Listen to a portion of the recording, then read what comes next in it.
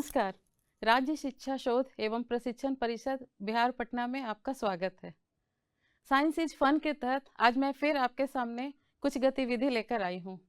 आज मैं कक्षा 7 के विज्ञान के पाठ 10 अम्ल, क्षार और लवण को लेकर कुछ रासायनिक अभिक्रिया करने जा रही हूँ। तो इस रासायनिक अभिक्रिया के लिए हमें ज़रूरत है कुछ केमिकल्स की, कुछ रसायन की। तो जैसा मैंने पहले कहा, रसायन की अभिक्रियाओं को करने के लिए कुछ अलग से हमें केमिकल्स के लाने की ज़रूरत ही नहीं है, वो हमारे किचन में है। तो हमारे किचन में ये मौजूद होता है विनेगर यानी सिरका, ये सभी के किचन में रहता है। और दूसरा सामान है मीठा सोडा, खाने वाला सोडा, बेकिंग पाउडर। और इसके बाद एक बोतल की ज़रूरत है, प्लास्टिक के बोतल जो हमारे पास हमेशा रहते हैं, और एक बलून। तो सबसे पहले हम क्या करेंगे, इस बोतल में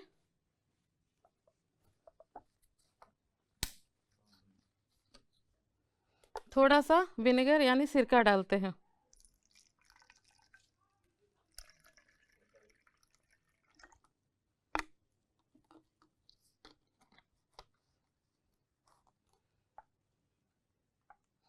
अब एक बलून लेंगे और इसमें हमें खाने वाला सोडा डालना है।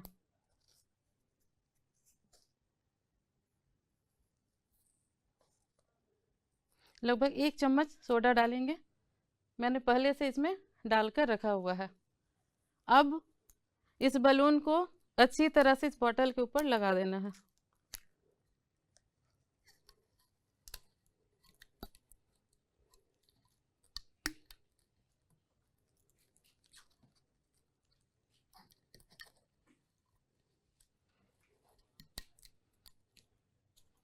अब हम यहाँ, आपने पढ़ा होगा बच्चों, उदासीनीकरण अभिक्रिया। तो मैं यहाँ क्या करने जा रही हूँ उसको देखते हैं। उदासीनीकरण अभिक्रिया में हम अम्ल की प्रतिक्रिया क्षार से करवाते हैं। तो यहाँ जो हमने विनेगर लिया, इसमें कौन सा केमिकल, कौन सा अम्ल है, एसिटिक एसिड।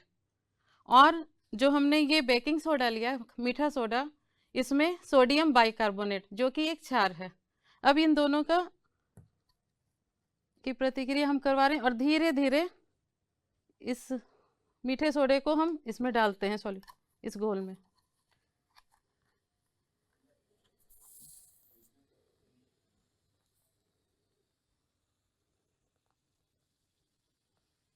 तो बच्चों देखा आपने क्या हो रहा है, इस अभिक्रिया के कारण हम जानते हैं उदासीनीकरण में क्या बनता है, लवण और जल।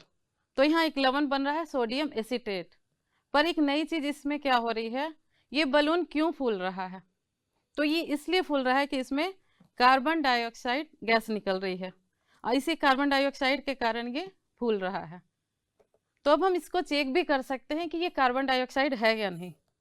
तो इसके लिए एक कैंडल है और इस कार्बन डाइऑक्साइड को हम इस ग्लास में डालेंगे।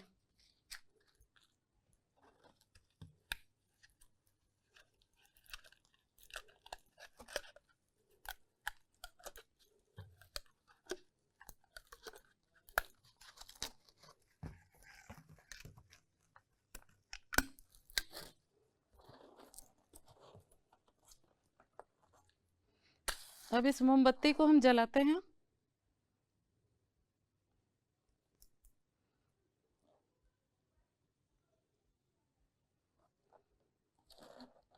अब इस कार्बन डाइऑक्साइड को हम इस ग्लास में डाल रहे हैं और जैसे ही जलती हुई मोमबत्ती ले जाते हैं ये बुझ जाता है। तो हम जानते हैं कार्बन डाइऑक्साइड आग बुझाने के काम में आता है।